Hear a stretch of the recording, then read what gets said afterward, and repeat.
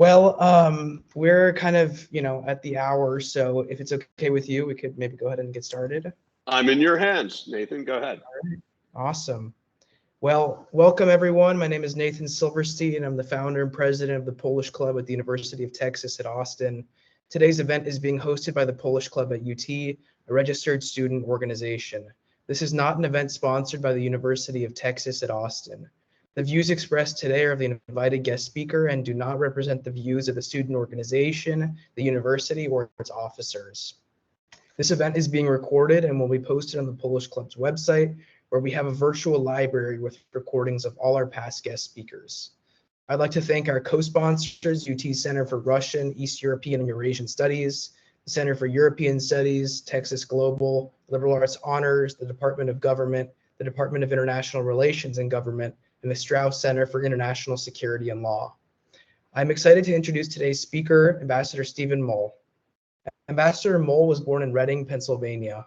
He earned his bachelor's degree from Georgetown University in 1980, where he studied international politics. Ambassador Mull is a retired Foreign Service officer holding the rank of Career Ambassador.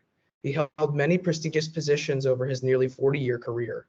Most notably, Ambassador Mull served as the U.S. Ambassador to Poland, the U.S. Ambassador to Lithuania, and was a lead coordinator for Iran nuclear implementation. He speaks fluent Polish. Since retiring from the State Department, Ambassador Mull has served as the Vice Provost for Global Affairs at the University of Virginia.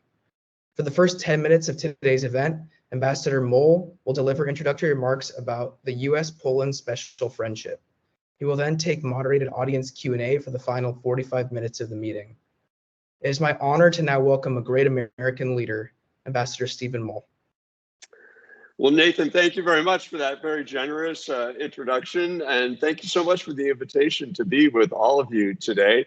As I was telling Nathan before we started, I welcome any chance I can get to talk about Poland. I was in the U.S. Foreign Service for 36 years, and I spent fully 25% of my entire career living and working in Poland, first in the 80s and then in the 90s, and then most recently, as Nathan said, as ambassador from 2012 to 2015. I'm especially excited to be with you today because my wife is a proud graduate of the University of Texas at Austin. So hook 'em horns. She was very excited to know that I'd be spending time with you all today. As I mentioned, when I first started working in Poland, I got there as a relatively junior officer in the U.S. Foreign Service in 1984. Certainly shortly after the Jaruzelski government had tried to suppress, failed ultimately, the Solidarity Trade Union movement.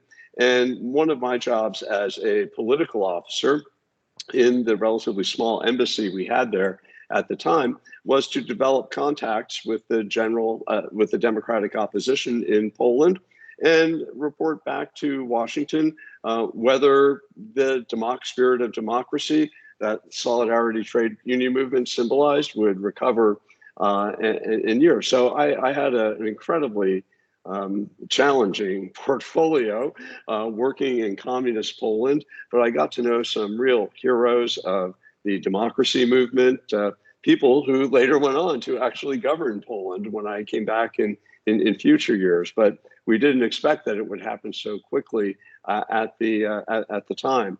And I could talk for the next 3 days about just that experience alone, meeting some of the heroes of democracy who really helped to bring Poland back firmly into the community of Western nations. One of the best things that I got to do was serve as a kind of courier for messages between then President Reagan and Lech Wałęsa. Because our relations were so bad with the Polish government, my bosses in the embassy were not really free to travel to Gdańsk, where Lech Wałęsa lived at the time. And so it fell to me to maintain contact with him and his immediate lieutenants, meeting in his shipyard church there in Gdańsk by the shipyards. And so the honor of being able to take personal messages from President Reagan, delivering them to him, translating them into Polish, and then taking his answer back and sending it back to Washington was something that I'll remember for the rest of my life. It was tough living in communist Poland, even though our relations were bad and I was followed by the secret police everywhere, and we were subject in the embassy to all kinds of harassment from the communist government. But even through all of that, it was clear the special friendship, the special relationship that existed between Poland and the United States on a very human level, even though people complained about the communist harassment. They didn't like the government that was in charge. They loved America and didn't mind sharing it. It was difficult to meet any Pole who didn't have some cousin or relative in America. And it was an immensely gratifying experience to know that even when you're having bad diplomatic relations with a country, that you know at the heart of that relationship, it's a very strong relationship and a very friendly relationship. And it's important to keep that in mind as you navigate the occasional political problems that happen. And even since Poland became a democracy with the historic elections in 1989, there have been occasional tensions in US-Polish relations, but there's never been any doubt about what a strong and vital friendship Poland is for the United States and has been through thick and thin for many, many years. Just before I left Poland at the end of my first assignment in 1986, because of my contacts with the opposition, the communist government accused me of running a spy ring, which was ridiculous. I certainly was not capable at the tender age of 25 of running an international spy ring. This was all a provocation that the communist government dreamed up because, of course, they wanted to compromise the democratic activists, that they were somehow being disloyal to Poland and working for a foreign government. So when I left Poland in 1986, I was very sad. I had a lot of friends. I learned to speak the language in a little bit fractured way, I guess. And I thought, oh, this is really sad. I'll never get to come back. I've been accused of being a spy. And then it was just extraordinary, just 3 years after that, to watch the first semi-democratic elections take place in Poland and to see the Solidarity movement win every single contested seat but one, and bring about the first collapse of a communist government since World War II. And it excited my imagination that I might be able to go back and watch this transformation and process in progress. And sure enough, in 1993, the State Department asked me to go back to Poland to take charge of our political and political military section. And it was just such an exciting time. I was there from 1993 to 1997, a totally transformed country, a very exciting time. The politics were very chaotic, as they are a bit still today, of course, as they are in our own country, as tends to be in democracies. But nevertheless, to see the utter transformation of the diplomatic relationship between our two countries was just remarkable. Right shortly after the fall of the communist government in '89, Poland's intelligence service stepped forward and became one of the most valuable intelligence partners for the US intelligence community. And that's continued nonstop for the 30 plus years since then. Very early on, Polish intelligence played a really brave, heroic role in helping to sneak out American intelligence assets who were hiding in Iraq as the United States was planning to go to war with Iraq after Saddam Hussein's invasion of Kuwait in 1990. And Poland stepped up and said, let us help. And at great personal risk and with great bravery and imagination, qualities that Poles show in every setting, they really proved themselves to be such strong and reliable and capable and trustworthy allies. And that's been something that's been absolutely solid in the relationship every single day, going back to 1989 right through today, regardless of changes in government. During the 4 years I worked in Poland in the 90s, an important focus of ours was deciding to enlarge the NATO alliance. And Poland saw that membership in NATO would give it the security guarantee that it never had before, going back to when it was wiped off the map in 1795 through the Russians, the Soviet-Polish War, right after World War I, when Poland's sovereignty was reestablished, through the invasion of Poland by the Nazis and the Soviets in 1939. Poland saw anchoring itself in the most historic, most effective alliance in world history, in NATO, would be a good way to secure its future. And so we were really proud in the embassy to work very hard with the Poles to prepare for their membership in NATO. We had regular working group meetings with Polish diplomats and soldiers to help them meet all of the requirements for membership in NATO. And one of the proudest days of my time working in Poland was in 1997, when NATO decided to formally invite Poland to join the alliance, along with Hungary and the Czech Republic, at the Madrid summit in 1997. And President Clinton came straight from Madrid to Warsaw and spoke to tens of thousands of people in the Old Town Square in Warsaw to formally welcome Poland into the alliance. It was such a proud and historic and exciting day for everyone.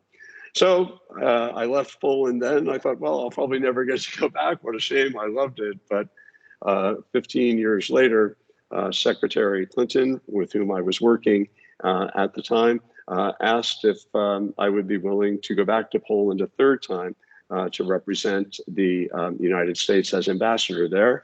And it was a dream job for me. Of course, I said yes. And it was so exciting to go back in that role, to lead the U.S. mission there on my own, in a relationship that had just radically transformed over the years. And I remember so many things from the time that I spent there. But one of the most important things that I think I worked on there was when Russia began. Most people think that Russia started invading Ukraine in February 24th, 2022. But of course, people who follow know that the Russian invasion of Ukraine started in 2014 with its seizure of territory in eastern Ukraine and its annexation of Crimea in early March of 2014. It was a crisis in Polish security, because once the Russians start coming at you, you never know when they're going to stop. And so I spent a lot of time working to bolster U.S.-Polish security cooperation, defense cooperation. And before I left Poland in 2015, was very proud that we had persuaded the United States to station, for the first time ever, U.S. troops on Polish soil, which enormously helped in terms of improving the Polish sense of security, as well as protecting our own interests and putting us closer to the threat to all of Europe that the Russians represent. So through those 9 years I spent working in Poland, I had lots of so many happy and proud memories of my time working there. A couple of qualities that was true every single time I was there, regardless of who was in government or what role I was in. And that was just, Poland is such a great place for Americans to live. I've never felt more warmly welcomed anywhere in the world. I've served on every continent around the world except for Antarctica, and I've never felt more warmly welcomed anywhere than I was during the time I spent in Poland. There's a real affection for the United States, a real admiration for American democracy, American liberal democratic values, and just a real affinity between our two nations that is built, I think, on the personal relationships I talked about more, the relationships of family and friendship that have persisted over the years, represented by you, Nathan, with your own grandfather, a proud leader of the democracy movement in Gliwice back during the dark days of communist oppression in Poland. The American business community is vital. Huge. America is one of the biggest investors in Poland because Poles work really hard. They're really smart. They're very productive. The economic miracle that's happened in Poland over the past 30 years is phenomenal. Poland was the only country in Europe to experience economic growth year after year after year, including during the international financial crisis in 2008. So Poland's a very attractive place for Americans to invest because they know they're going to get a good return on whatever investment they do there. And Poland, as I mentioned, has been such a reliable ally for the United States through the years. I mentioned some of the intelligence operations that they did with U.S. intelligence, some of which are now public, many of which are still not known publicly because of the sensitivity. But Polish partners have proven themselves again and again and again in every major challenge that the United States has faced. Polish soldiers have fought side by side with Americans in every military operation that the United States has undertaken since Poland became an ally in the 1990s. And it's not just talk. Poles sacrifice to support this friendship with the United States. When I was serving as ambassador, a number of Polish soldiers were killed in combat in Iraq or Afghanistan. And I took it very personally. I attended the funerals of each of those soldiers who died to thank their families, to grieve with their families for their sacrifice that they made for their friendship with the United States. So it's not just talk. And as you know, some people like to criticize NATO as being parasitic, or we're spending all this money for NATO and we're getting nothing from it. Well, I know from my experience in Poland, nothing could be further from the truth. Poles give their lives for the relationship with the United States, and it's something that I think more Americans need to know about. There are some issues in the bilateral relationship from time to time. For many years, sadly, I didn't fix this when I was ambassador, but for many years, Poles required visas to come to the United States because of the various immigration requirements and rules. Poland was never able to qualify for visa-free travel until a few years ago when my predecessor, Ambassador Mosbacher, succeeded in working with the Polish government to make it possible for Poles to now travel to the United States without visa. So I'm so glad that issue is solved.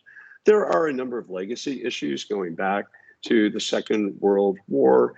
For example, there are many people in the Jewish community in the United States and elsewhere around the world who trace their roots back to Poland. Of course, before World War II, Poland had an incredibly vibrant Jewish community. Poland was a mecca for Jews fleeing persecution, going back to the Middle Ages, and the horrible impact of World War II, certainly the Holocaust that Jews experienced, but also that many Poles experienced, just brutally killed and tortured. And there are a lot of unresolved issues still from those days. Property claims, for example, Jewish people who managed to flee Poland and settle elsewhere and gave up property.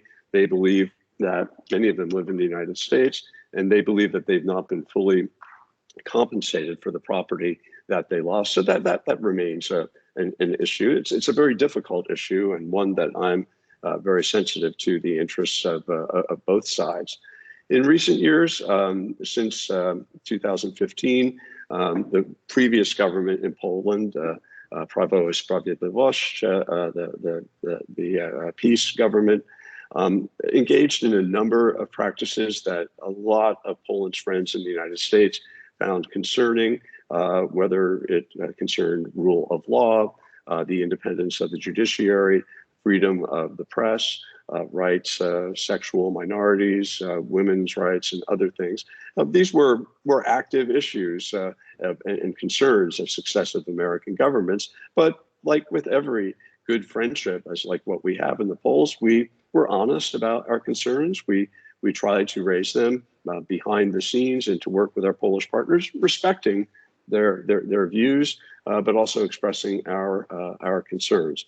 And the new government, since Prime Minister Tusk and his coalition took power in December, they're beginning to make moves in directions to correct some of those issues that we had.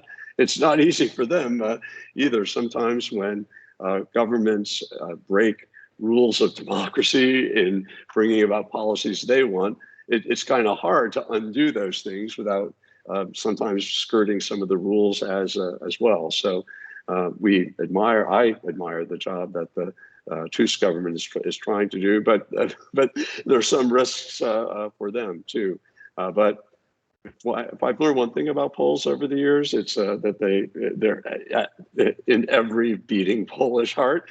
There's a song of freedom and a yearning for freedom and democracy, and that Polish beating heart, I think, is going to continue to drive Polish democracy in a healthy direction. So I'm not concerned about it, but there's going to be some tough moments, I think, coming up. Anyway, I could go on forever. I do want to leave some time to hear your questions or comments. And so, Nathan, let me turn it back to you. Thank you. Thank you very much, Mr. Ambassador, for those very thorough remarks and for giving us a comprehensive overview of your very achieved career, and as well as your views on the Polish-American alliance and also some issues in contemporary Polish politics. It's very much appreciated. And I'm very much looking forward to asking you some questions about your personal experience, kind of starting with that. But before I get to that, I do think it's important to mention one thing, which is today's breaking news about Russian opposition leader Alexei Navalny having passed away, unfortunately, in Russian detention. I think this is an issue that's on a lot of people's minds, especially those who are attending this meeting. And just as one quick question before we kind of get into more of your career and also the U.S.-Poland alliance, I wanted to ask, how can the Russian people continue Navalny's fight for freedom to ensure his incredible sacrifice was not in vain? Well, it is a sacrifice. And of course, he has become the latest martyr to democracy at the hands of very undemocratic, very brutal rulers in Russia, as Vladimir Putin certainly is. I think, first of all, what a courageous person to have endured so many attempts on his life. Finally got out a few years ago to recover from the latest poisoning attack against him. And once he recovered in Germany, he decided to go back and continue the fight. Just such a courageous, inspirational figure who undoubtedly knew what was expecting him. So in my experience, when martyrs have this fate befall them, it does depress people, but it also inspires them that here was a person who literally sacrificed his life so that Russia could be free of oppression, free of corruption, and join its proper place in the family of nations. So I think people will be angry, and let's hope that they channel that anger into a constructive direction to change Russia. Now, they don't have an easy task, as we've seen in the brutal Putin crackdown on any opposition to the war that he's unleashed in Ukraine. And my hope is that people don't give up. They don't get too depressed by this, that his example inspires them to fight even harder in his name. And people of the West, people in Poland, people, Democrats, little d Democrats around the world are inspired by him and are ready to support whatever the Russian people want to do to bring about what the vision that Navalny had. Thank you very much. Yes, indeed a very sad day, but hopefully maybe a turning point in the democratic movement in Russia. Only time will tell, but yes. So now to transition to more of today's topics and starting with your career. You talked a lot about your experience in Poland and how impactful that was. However, you also served as the U.S. ambassador to Lithuania, a neighboring Eastern European country with lots of historical ties and tensions with Poland. And so the first question today, or about your personal career, is how, if at all, did serving first as the U.S. ambassador to Lithuania enhance your experience serving as the U.S. ambassador to Poland? That's a great question. I would actually reverse it. I think my experience in Poland in the 1990s had one of the reasons I was that President Bush nominated me to serve as ambassador to Lithuania was that Lithuania in the early 2000s, when I worked there, was undergoing many of the same challenges that Poland had to overcome when I worked in the 90s. Lithuania was very concerned, only having recently regained its independence from the Soviet Union a few years before. In 1990, Lithuania was feeling very insecure about how long would its democratic independent experiment last, and so was very eager to join both the European Union and the NATO alliance. And so my experience in helping to prepare Poland for NATO membership in the 90s was something I drew on quite regularly in supporting Lithuania's aspirations to join NATO. Lithuania was very eager to help support U.S. military interests around the world. And so I worked with my Lithuanian partners in arranging for the Lithuanian army to take charge of a post in Afghanistan to help secure Afghanistan from the Taliban. Politics in Lithuania were extremely chaotic. Soon after I got there, the president at the time, President Paksas, was impeached.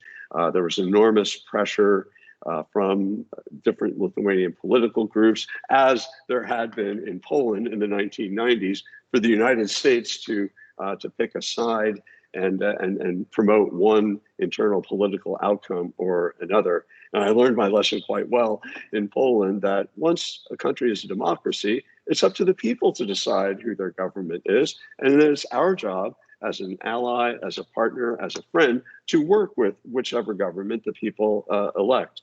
And so I was very well practiced from resisting efforts to involve the United States in internal politics in Poland in the 90s, and I used those skills a lot again in Lithuania. Now, transitioning from Lithuania to be ambassador to Poland a few years later, I felt like I was going home to Poland, so I didn't draw too much on my Lithuanian experience because I had already had so many years living in Poland. I did, however, on a personal, professional level, it was the second time I was honored to serve as an ambassador. And so I learned a lot about how you do a good job leading a U.S. mission in a country, leading a team of people, building a vision, a strategic vision and a mission, and how to organize your team to support it. Our embassy in Poland was much bigger than our embassy in Vilnius. But I nevertheless took a lot of lessons about leadership and management from my time as ambassador in Lithuania to apply in Poland. As mentioned earlier, you spent nearly 4 decades in the State Department as a Foreign Service officer and later as an ambassador. And I think many of the members today, especially lots of students, have logged on to hear and learn from such a achieved Foreign Service officer and ambassador like yourself, because many of them are considering going into the State Department as a career for themselves, which leads to the question, and many members had asked me to ask you this question: what advice do you have for those considering applying to work at the State Department? My advice is very simple, Nathan. Do it. When I first joined the Foreign Service, I had never been outside of the United States. I didn't even have a passport when I joined the Foreign Service. I was the first kid in my family to go to college ever. And who knows what interests us or what doesn't interest us. But as long as I could remember, even going back to junior high, I was just always very interested in international relations and learning about different cultures around the world and learning about how diplomacy can solve problems between nations. And so from the time I was, I don't know, 12 or 13, I really wanted to be a diplomat. And so I went to college. As you mentioned, I studied at Georgetown. I took the Foreign Service exam when I was in my senior year at Georgetown, and was really fortunate to be accepted right out of college. And at first, I thought that I would do it for 3 to 5 years to get some experience seeing the world. My intention was always to go back to graduate school to get a master's degree in international relations, but life got in the way. From one assignment to the next, each assignment I kept getting in the Foreign Service was more exciting than the last, and I was getting more response. And I couldn't tear myself away. It was such an enjoyable and fun and exciting career that I just absolutely loved from start to finish. Over the time period I spent in the Foreign Service, I developed, anybody who works in the Foreign Service by their nature are what we call generalists. We have, I guess I'm not a generalist when it comes to Poland because I spent 9 years there. But one of the things that is really prized as a skill in the Foreign Service is to be able to plug in to a completely different culture, a completely different set of issues, a completely different language, and to get up to speed as quickly as possible and adapt to a new living situation, a new work situation. And it's full of surprises, full of frustrations, a steep learning curve. But I loved that. I loved being able to change jobs every 3 or 4 years and move to a different place and learn a new language or learn a new set of issues. It's an incredibly intellectually rewarding experience. It's not for everyone, certainly, but if you like adventure, if you like learning new things, if you like experiencing different cultures, like eating different kinds of new food, enjoy communicating with people in different languages, I can't think of a more rewarding career.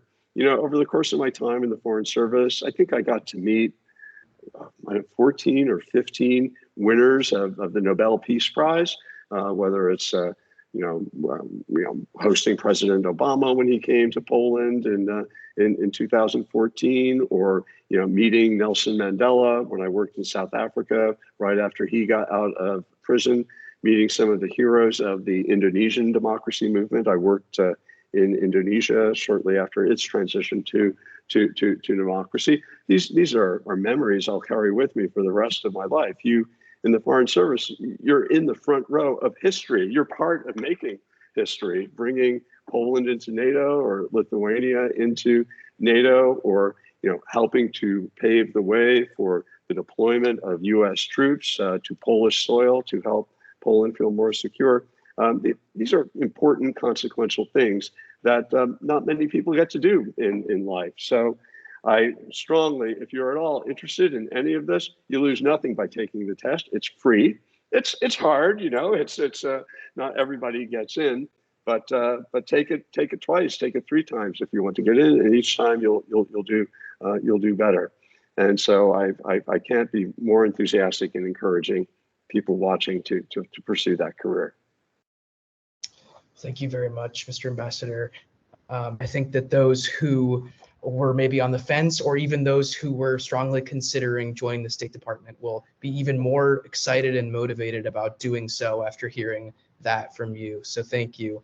To transition now to questions more about the U.S.-Poland alliance, or as many have called it, the special friendship, which is a term that I actually learned from current U.S. Ambassador to Poland, Mark Brzezinski, when I interviewed him. So Poland, as some may know, is one of the most pro-American countries in the world, which is something that you mentioned. However, unfortunately, not all countries in the world share such a fervent pro-American sentiment. So my question is, what lessons can the U.S. take from its successful relations with Poland to help improve relations with those countries that are less enthusiastic about the U.S.? Well, that's a great question. So the strength of relationships between any two countries depends on a convergence of interests. And the Poland, I think, in the United States have had a strong convergence of interests for many, many years. As followers of Poland, I'm sure I don't have to repeat to you the role that people like Kosciuszko played in supporting American independence back when our own nation was founded. The founder of my university here, Thomas Jefferson, had great affection for Kosciuszko at Monticello. There's a statue of him and a tribute that Thomas Jefferson left behind. And so over the centuries, our two countries have really been bounded by a love of freedom, mutual respect, and at the same time, we've had overlapping security needs. Poland certainly being surrounded by countries that have conquered it in the past. We, as a superpower since World War II, have interests around the world that have sometimes required military action, and we've learned that we can rely on Poland on the battlefield, in intelligence operations, everywhere. And then at heart is this family relationship that you represent, Nathan. Now, we're not fortunate to have those kinds of overlapping interests with every country in the world. Certainly not with Vladimir Putin. We certainly have challenges with countries like China, North Korea, Iran.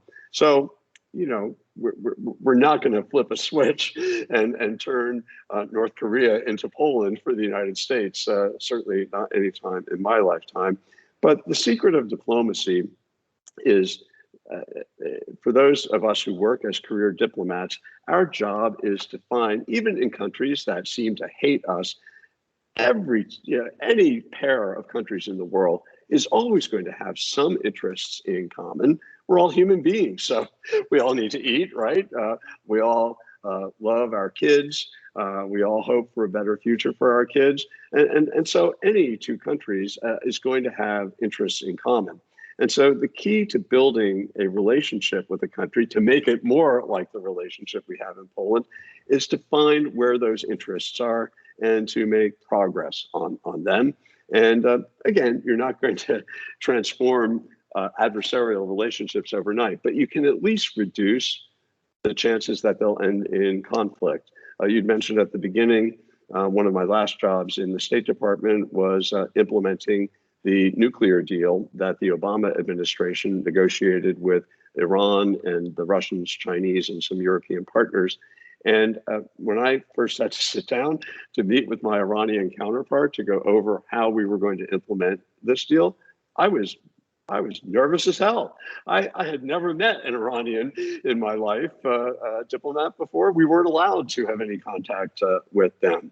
And over the 2 years or so that I worked on that deal, I was in several times a week in email contact with the Deputy Foreign Minister of Iran, with whom, of course, we have an extremely difficult relationship. But I was able to establish, I think, a kind of human connection that allowed us to support each other in making sure that this deal, which represented an overlap of our interests for nuclear security, succeeded. And until the U.S. pulled out of it in 2018, Iran was pretty much in compliance with the deal. So, and then of course, world events can change things. You know, you have to be patient in diplomacy. You can make some progress for whatever reason. I'm not here to criticize it. I'm sure it had its own reasons, but the Trump administration decided to tear up the nuclear deal. Iran is now back within days of having the capability of producing a nuclear weapon, and of course is funding militia attacks on U.S. forces in the region, had a hand in supporting Hamas in these horrible attacks of October 7th. So it's, you know, a few steps forward, a few steps back, but you can't give up the hope that you got to keep working to find, with adversarial countries, what interests do we have in common, and how can we advance them together? And then once you make progress on that, then you take the next step. It's a very enlightening to hear how U.S. career diplomats and ambassadors like yourself go about negotiating and trying to establish those relations with countries that really are adversaries. But to transition back to what we were talking about, so while Poland certainly is extremely pro-American, you also mentioned in your introductory remarks that there have also been occasional tensions between the two countries, which leads to the question, how, if at all, can the U.S.-Poland alliance be further strengthened? Wow. I'm drawing a total blank on that, Nathan, because literally I've never worked anywhere in the world where the alliance is as strong as what we have in Poland. Even some of our older, more traditional allies do not perform as well. Certainly in terms of defense cooperation and defense spending, Poland now spends more than 3% of its gross domestic product on defense. That's 50% higher than the NATO expectation of spending 2%. And the Polish government now wants to take it to 4%. So Poland is, I don't think there's any other country in NATO that devotes as high a percentage of its gross domestic product to defense spending in support of NATO interests as Poland does. So it's hard to criticize that, to say that it needs to be better, because they're already performing at the top of the class. There are tensions, I think, between, as I mentioned, to the extent that we've had tensions in the relationship. A lot of it stems from two things. One is we were not, United States, since the War of 1812, has not been invaded by a foreign power. And so most Americans don't understand what it's like to have foreign enemies come in and occupy your country. And of course, every single Pole in his or her soul knows from the time they're a little kid the history of Poland being wiped off the face of the map for 123 years, the brutal horrors that Poles in Poland endured in the Second World War. And Poles are very good, regardless of how the government may change the curriculum in the schools. Polish parents make sure that their kids learn that history, and so Poland is always going to be that. But where there's a difference, Americans haven't had that experience, and so sometimes I think Americans could be a little bit more sensitive in going in to say, all right, so here are these families that had property in Poland 80 years ago. They lost it in the Holocaust. Someone's got to make that right. Poland, what are you going to do to make that right? Well, Poland says, well, we didn't do it. We didn't commit the Holocaust. And so I think from the United States side, we need to approach that with more sensitivity and understanding, without abandoning our support for our own citizens who are still waiting for compensation. I think American society is way more liberal than Polish society. There are radically different attitudes on things like same-sex marriage, the rights of sexual minorities, about women's rights, and so I think we have to be understanding of each other, that we have different values in society, and it's not appropriate for us to impose those values. However, we've had our own struggles in the United States with race relations, with minority rights of all kinds, and we've not always done so well either. But I think most Americans would say to that the extent that minorities feel more included and more a part of a nation's prosperity, more a part of a nation's success, the more successful the whole country is going to be. And I think we've had some failures in our own front in dealing with those issues, but I think we've had some successes too, and we've learned a lot. And so I think as a big, diverse society that the United States is, we have a lot of experience that I think we can share with Poland, and I hope our Polish friends are open to those same sorts of values of trying to build a more inclusive society, because Poland itself is becoming more diverse as it develops as an economy. So I think just sort of be humble in sharing criticism of each other. Remember the friendship that you have, and then where you disagree, you work together in a constructive way, fully respectful of your friends' views and insights. Thank you, Mr. Ambassador. You had mentioned that one of the times when there was a bit of heightened tensions was from 2015 until 2023, in October specifically, which was the time that the peace government, or Prawo i Sprawiedliwość government, was in charge in Poland, and that there were some disagreements over specifically, constitutionalism, independence of the judiciary, things of that nature. However, as you also mentioned, a new Polish government was elected under Donald Tusk in October of 2023. And so do you think that this new Polish government will have a positive, negative, or neutral impact on U.S.-Polish relations? So if you had asked me that last week, I would say, oh, it'll definitely be positive, because certainly the new Tusk government didn't waste any time. Certainly, without any. I'm a good friend of Ambassador Brzezinski, and I'm lucky and able to see him quite often. And I can assure you, the Tusk government undertook these counter reforms, I guess you can call them, entirely on his own, on the strength of the mandate I think the three parties received in the October elections, and so they're working to address many of these concerns about rule of law, freedom of the press. But by the way, when I was visiting Poland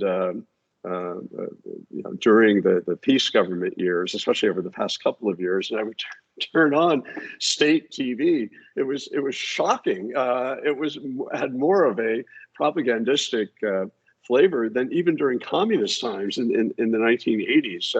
And so it was really alarming to see how the state media had changed in tone. And so I think the American government is quietly pleased to see the Tusk government taking steps in the direction to correct some of the, frankly, anti-democratic, illiberal tendencies of the peace government.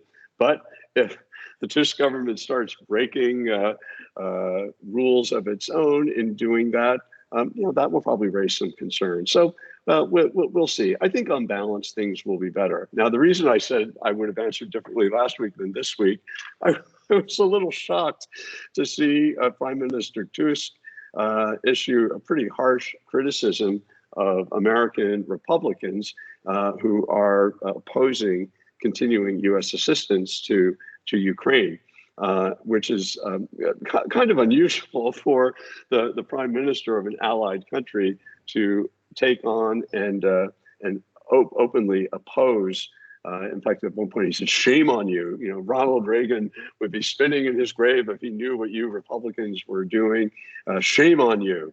So that's not going to win Prime Minister Tusk friends in the Congress, even if he disagrees with them. And I respect him, frankly. I agree with him. I think the United States, it's a no-brainer that the United States needs to be supporting the brave people of Ukraine and resisting Russian aggression. Because if we don't, guess what? Russia's going to keep going as they do. So I completely agree with the Prime Minister, but he should be careful about insulting the people who are responsible for appropriating money that supports Polish defense as well. And it's been the other way too. During the peace government after President Biden's election, a senior parliamentary official in the same, I was shocked to read this in the newspaper, had a picture of President-elect Biden in a military at Arlington Memorial Cemetery, visiting the grave of his son. And you could see all of the graves in the background.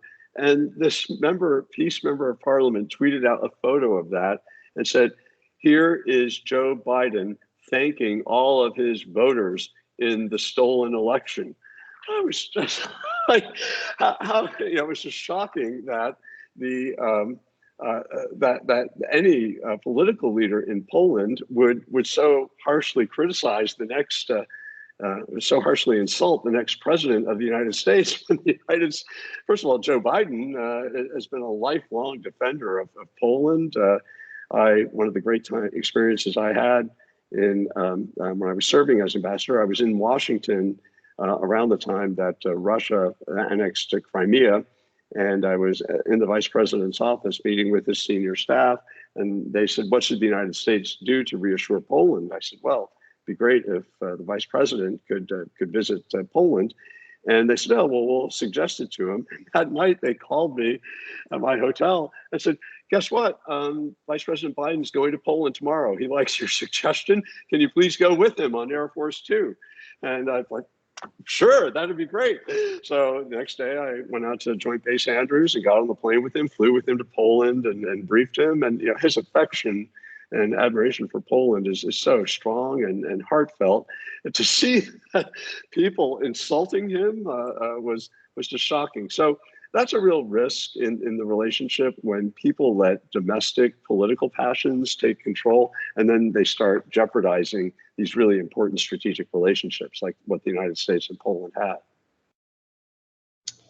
I appreciate that very candid answer, Mr. Ambassador, about your predictions as to how the new government will affect relations. It's very fascinating to hear your perspective on the matter.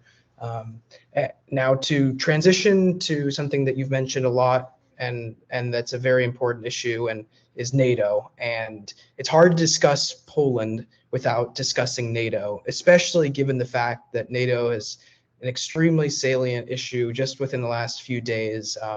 I think a lot of people have had what former President Trump has just recently said on their mind about how he would encourage Russia to invade NATO countries that don't spend enough on defense, and that the U.S. would not come to their defense under a potential administration that he's leading.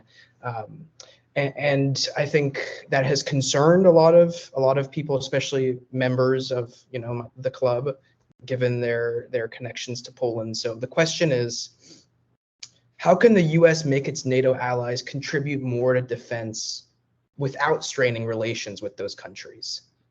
Yeah, that's well, the simple answer, Nathan, is you can't. Whenever you try to convince a foreign government to spend more money than what they're spending on something, that always creates tension. It's hard. Look at our own example, trying to figure out how much money to spend on Social Security or assistance to Ukraine or improving our roads or bridges or airports. These are inherently tension-producing questions, and when you introduce a dynamic, the international dynamic between two different nations, it makes it even worse because it smacks of interference in each other's countries, which is never a good thing, never a good perception to have, that you're interfering in another country's internal sensitive budget decisions. That said, and you can disagree with his tactics, and I know I'm not going to defend former President Trump's tactics. I found, frankly, not to get too political here, but I found them extremely disruptive to U.S. security and diplomatic interests. But his defenders will rightly say that the fear and insecurity he promoted while in office as president, and like he mentioned over the weekend in South Carolina, that encouraging Russia to attack NATO allies who he thinks are not paying enough, it gets people's attention. And the fact is, U.S. or NATO members' defense expenditures have steadily grown through the Trump administration, despite the unprecedented tensions and concerns within the alliance. But this wasn't a new issue. I had it easy when I was ambassador to Poland, because Poland was all too eager to to increase its defense spending. They didn't need me nagging them about it, but my friends, my colleagues, ambassadors in Germany or Italy or other places in Western Europe, they didn't have it so easy. So this has been a longstanding diplomatic objective. President Obama went about it differently than President Trump. I think President Obama we saw a steady increase of defense spending under President Obama among our NATO allies. So, it's easy to criticize, and I do criticize, publicly encouraging NATO's existential adversary to launch an attack, which, because of our treaty obligations, by definition, would bring us into a war. It just doesn't seem the right way to go about it.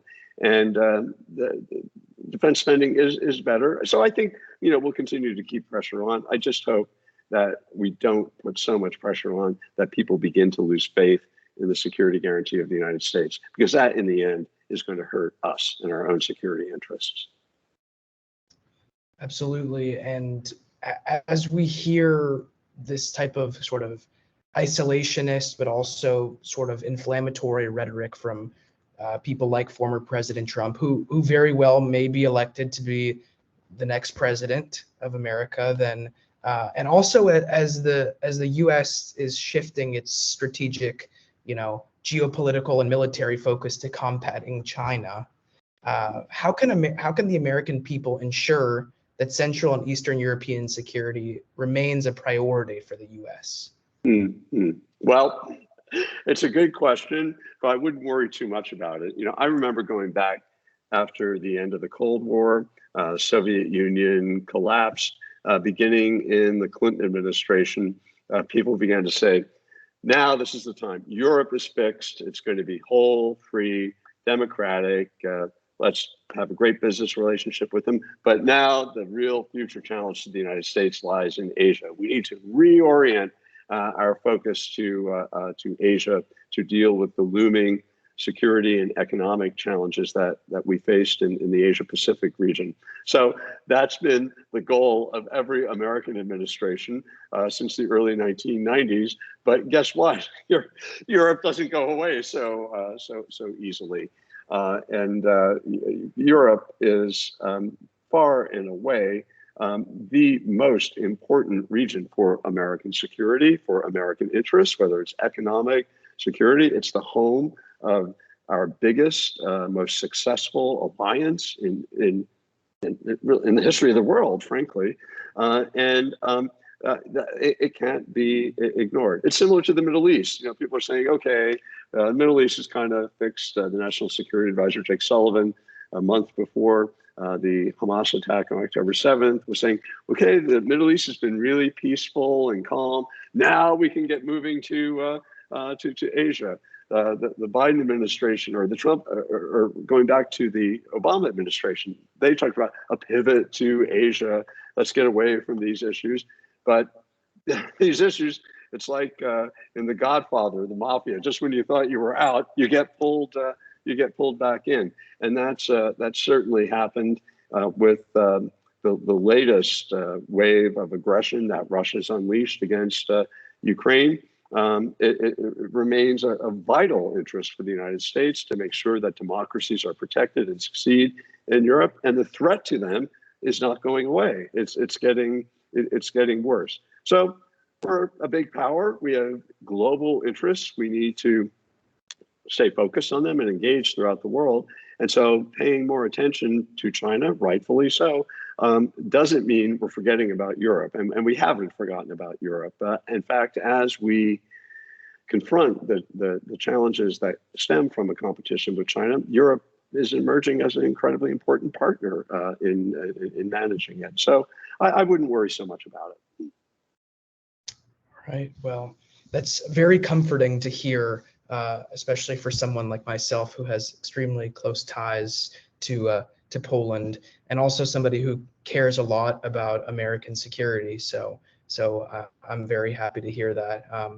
Well, Mr. Ambassador, we're at the hour, and I know that you're extremely busy, so we're going to let you go. but I wanted to thank you very much for your time today, for your extremely wise and thoughtful responses to the questions, for your enlightening introductory remarks. And in general, I'm just going to speak for myself, but I'm sure that a lot of people on this meeting would agree that you really are an embodiment of American values and America's mission for supporting a free world. And we greatly appreciate your time today and for sharing some of your advice with us. Cała przyjemność po mojej stronie. Dziękuję bardzo. Dziękuję bardzo. Okay, well, thank you very much again, and we really appreciate it. Okay, all the best, Nathan. Thank you. Thank you. Bye. Bye.